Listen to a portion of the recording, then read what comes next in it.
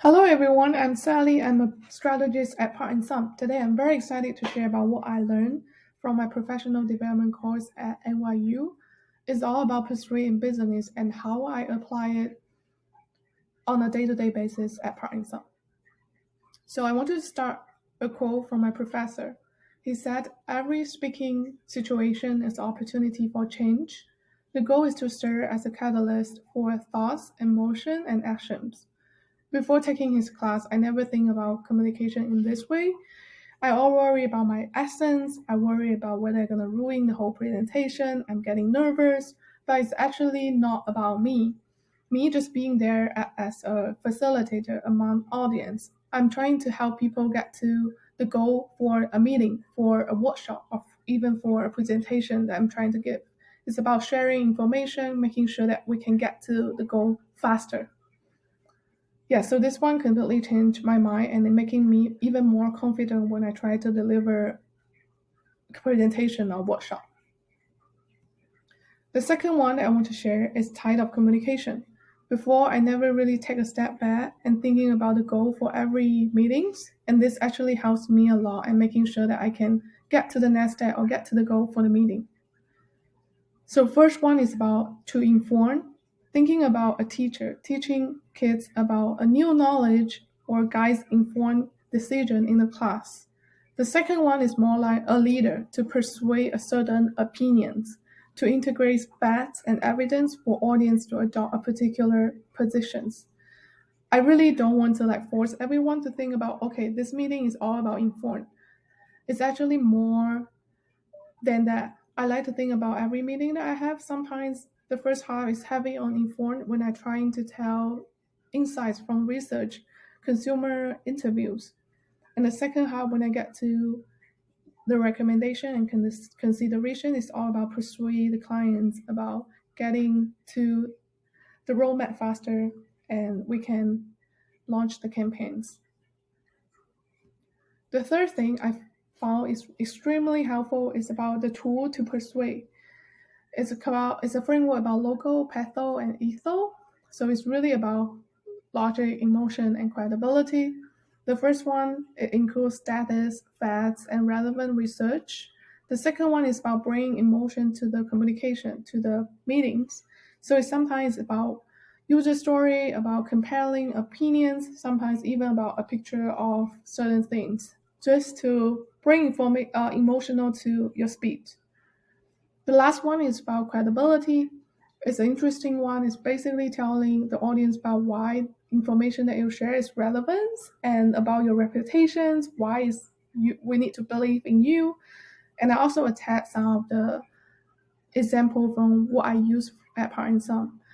In terms of logic, I like to use agenda, send an agenda beforehand, making sure that we have a framework to people a workshop to follow. And whenever we bring up performance, we'd like to add metrics, benchmark, and giving context to people why this one is good or bad.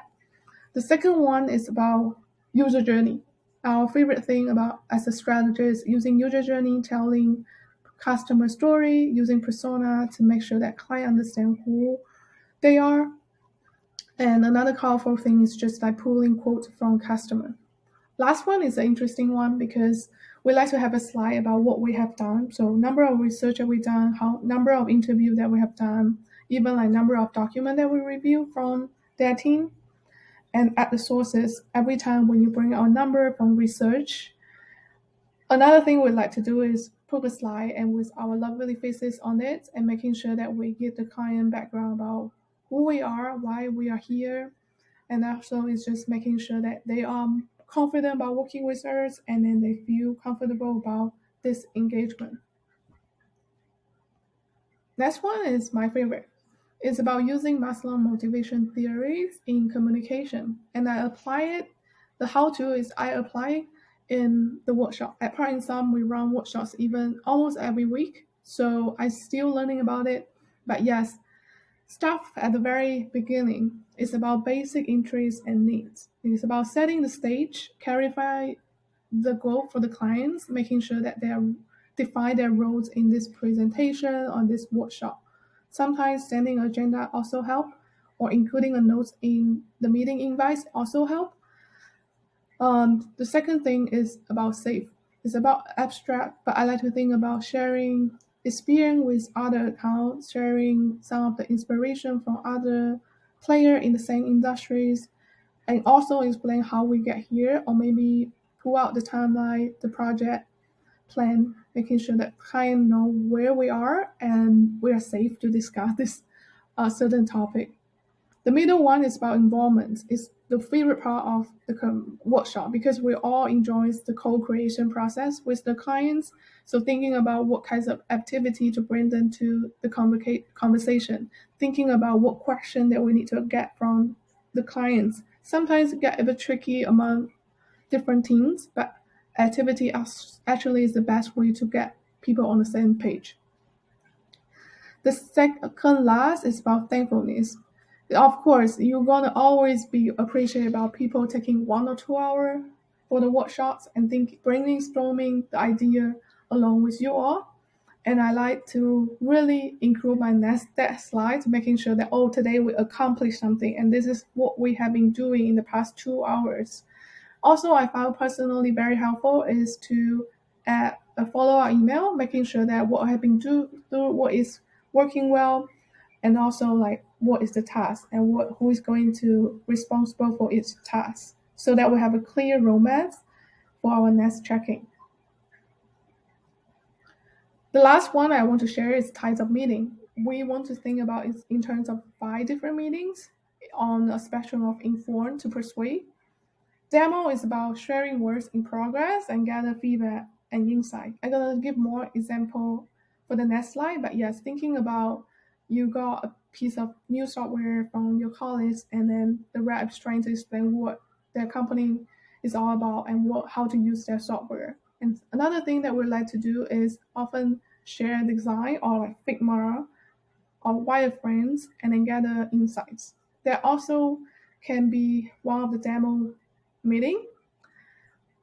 Another meeting that more on the inform is about learning. It's about learning. We like to have a retro every week, reflect on what is working and where we are getting stuck.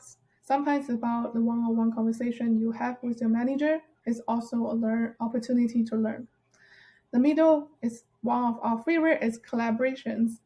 I think workshop oftentimes fall into these buckets, but it's about making things together, jamming things together, and sharing what we have been working together in the past few hours.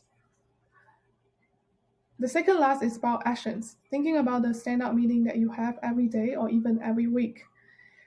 It's about address plans and clarify next actions and who is going to be responsible for that task. Lastly, is about design. It's more on persuade. It's really about sharing proposal, consider the perspective from the clients, and making sure that we're getting feedback from the clients, and then we can move on to next steps. So really, how we're thinking about how to run all this meeting better. First of all, I personally feel like sharing agenda for every meeting is critical. But yes, for demo, you would like to share the work earlier so people have more question or prepare what they want to know in terms of the reason behind the software or the reason behind certain design decisions, and then the audience know that they are here to get constructive feedback. Learn is basically it's our agenda in every of our retro meeting. We took a few minutes to write out what is working, what are we getting started, and then we discuss what we can solve for next week, and then that's the way how we learn as a group. Collaboration, we have a Jane session that we have, or a pairing session that we have with clients. We like to design or like show what we're going to go through for the framework, and then we share a screen, we work together, we fill out applications, or like we go through a whole software and setting out our campaigns on Facebook, and then clarify the next steps and making sure that next time if the client have this question, we can still offer help, but this is a great opportunity for them to learn about how to use software. Second last is about actions. Like I say, it's about stand out, review what is working, what is in progress, is any roadblocks, and then capture the next steps and who is going to own the task. Lastly, it's about design. I want to think about a sales meeting that you have, walking through a proposal with why it's work or not working, and then open to Q&A or discussion. And then one thing that I want to keep in mind is that you need to create an environment that people are open to discuss about their feedback and what's in their mind. So making sure that even if you don't get approved for certain thing in the meeting, you can follow up with an email or start the communication, making this communication flow in terms of next steps. Yeah, that's it for today. I'm curious about how you guys run meeting and what kinds of meeting you guys have. Leave the comments below and let me know. Thank you. Bye.